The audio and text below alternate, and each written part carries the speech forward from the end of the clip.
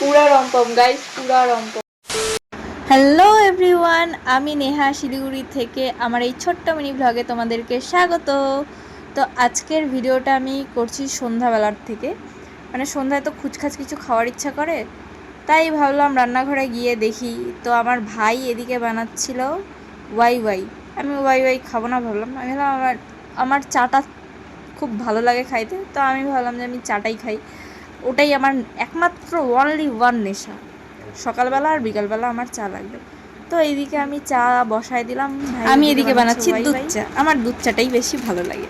পুরা রমপম গাইস, পুরা রমপম, পুড়ে যাওয়া রমপম। বুঝেছো, বানাচ্ছে ও, আবার বলতেছে আমার জন্য নাকি পুড়ে গেছে। হ্যাঁ, চা খাচ্ছি তো ভাবলাম যে দেখি ওর পোড়া রমপমের কি খবর, তাই জন্য তোমাদেরকেও দেখাই। দেখো, পুড়ে যায় নাই, ও বলছে যে পুড়ছে কিন্তু ওরকম পড়ে নাই, পোড়া পোড়া নাকি টেস্ট না, ভালোই নাকি হয়েছে। তো খাক। তারপরে আমি খাওয়া দাওয়া করে একটু ল্যাদ খাচ্ছিলাম, একটু না প্রায় 3-4 ঘন্টা।